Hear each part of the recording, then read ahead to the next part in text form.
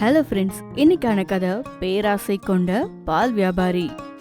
வாங்கம்மா வாங்க, நானும் பால் தான் விற்கிறேன். எல்லாருமே அப்படியே லைன் நின்று உங்க முறை வர வரைக்கும் காத்திருக்காம என்கிட்ட வந்து பாலை வாங்கிக்கோங்க. ராமையா, நம்ம ஊர்ல நதியில ஏரியில தண்ணி அதிகமா இருக்கு. அது மட்டும் இல்லாம அது சும்மாவே கிடைக்குது. அப்படி இருக்கும்போது உங்ககிட்ட காசு கொடுத்து அந்த தண்ணியை வாங்க வேணுமா? ஐயா, என்ன என் பாலை தண்ணின்னு சொல்றியா? என்னை பார்த்தா எப்படி தோணுது? பாலில் தண்ணியை மிக்ஸ் பண்ணுற மாதிரி உனக்கு தெரியுதா? ராத்திரி என் மாடு அதிகமாக தண்ணியை குடிச்சிருக்கோம், அதுக்கு தான் நான் பால் கொஞ்சம் தண்ணி மாதிரி இருக்கு. என்ன ராமண்ணா, மாடு தண்ணி குடிச்சா பால் தண்ணியா வருமான்னு? நானும் கூட பால் வியாபாரி தான். ஏன் முன்னாடியே இப்படியெல்லாம் சொல்கிற நீ? நியாயமாக வியாபாரத்தை பார்க்கணும், அப்போ அவங்களே உங்ககிட்ட வருவாங்க. ஐயோ, சொல்லிட்டான்டா இவன். உன் வியாபாரத்தை நீ பாரு, வியாபாரம் எப்படி பண்ணணும் எனக்கு தெரியும் அப்படின்னு சொல்லியிருக்காரு ராமையா. அதுக்கப்புறம் கேன் நிறைய இருந்த பாலோட வீட்டுக்கு சோகமா வந்த தன்னோட கணவனை பார்த்திருக்கா அந்த மனைவி. என்னங்க, இன்னைக்கு எதுவுமே விற்கல போலையே, கொண்டு போன பாலை அப்படியே கொண்டு வந்திருக்கீங்க. இன்னைக்கு நடக்காமல் இருக்கலாம், நாளையிலேருந்து எப்படி நடக்காமல் இருக்குன்னு நான் பார்க்குறேன் அப்படின்னு சொல்லியிருக்காரு ராமையா.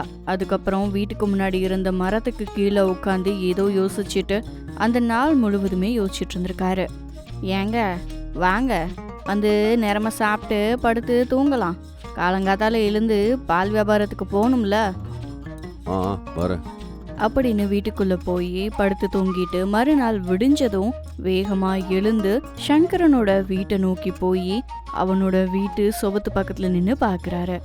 சங்கரம் பால் பீச்சிட்டு இருந்ததை பார்த்துட்டு அவரு ஏதோ வேலையா வீட்டுக்குள்ள போகவே ராமையா கறந்து வச்சிருந்த பால் கிட்டக்க போய் தன் கையில இருந்த செத்து போன பல்லிய பார்த்து இப்படி சொல்லியிருக்காரு.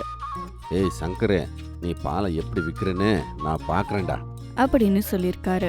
வழக்கம் போல ராமையாவும் சங்கரமும் பால் வித்துட்டு இருந்தப்போ மக்கள் எப்போ தாங்கிட்ட வருவாங்க அப்படின்னு எதிர்பார்த்துட்டு உட்கார்ந்துருந்தாரு ராமையா. அம்மா, நேற்று எங்கள் மாடு தண்ணி கூட குடிக்கல, பால் அவ்வளோ அருமையாக இருக்கு. வாங்க, பாலை என்கிட்ட வாங்கிக்கோங்க, வேணும்னா பாருங்க அப்படின்னு பாலை எடுத்து மக்கள் கண் முன்னாடி காமிக்கலாம் அப்படின்னு பார்த்தப்போ அதுல செத்துப்போன பல்லி இருந்திருக்கு. ஐயோ, என்ன இது? ஏன் பாலில் பல்லி? அண்ணா, நான் முன்னாடியே உங்களுக்கு சொன்னேன் நியாயமாக வியாபாரத்தை பண்ணணும்னு. இப்போச்சும் உங்களுக்கு கொஞ்சம் புரியுதா? அப்படின்னு சொல்லியிருக்காரு சங்கரம். ராமையா எதுவும் பேசாம அவமானத்துல கேன் எடுத்துட்டு அங்கிருந்து கிளம்பிடுறாரு. என்னங்க, இன்னைக்கு ரொம்ப சீக்கிரமா வந்துட்டீங்க போல இருக்கு. அது மட்டும் இல்லாம பால் அப்படியே இருக்கு, உங்க மூஞ்சி ஒரு மாதிரி இருக்கு, என்னாச்சு? எல்லா கேள்விக்கும் பதில் ஒன்று தான், அது எல்லாத்தையும் சொல்லி உன்னையும் நான் வருத்தப்பட வைக்க விருப்பம் இல்லை.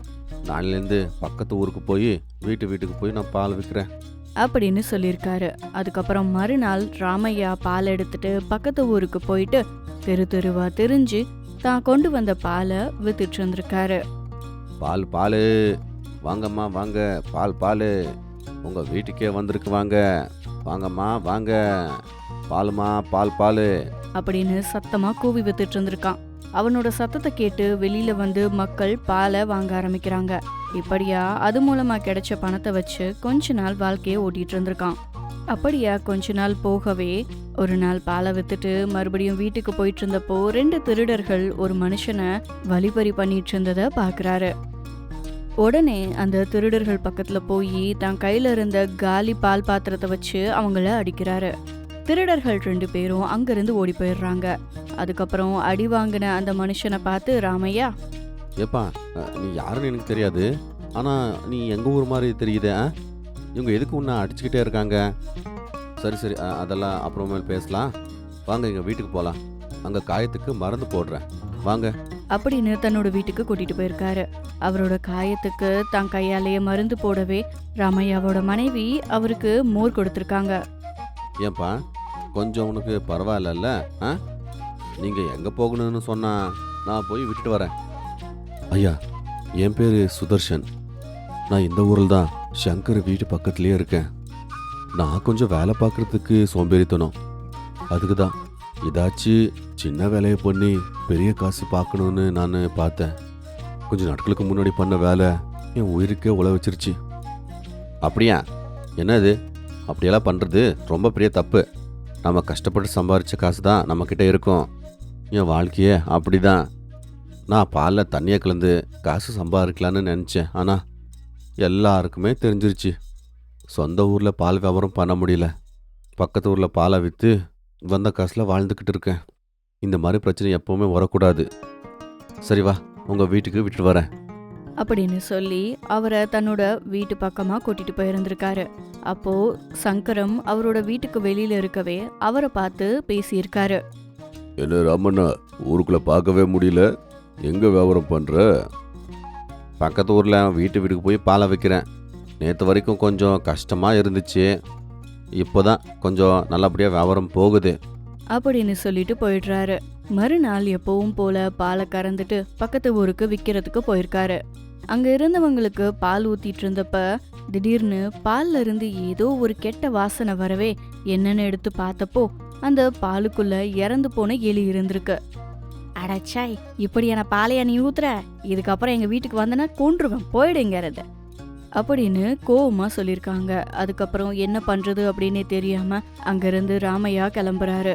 அதுக்கப்புறம் போற வழியிலேயே தான் கிட்ட இருந்த பாலை அந்த ஆத்துல ஊத்திட்டு போயிட்டு இருந்தப்ப சுதர்சனத்தை பாக்குறாரு.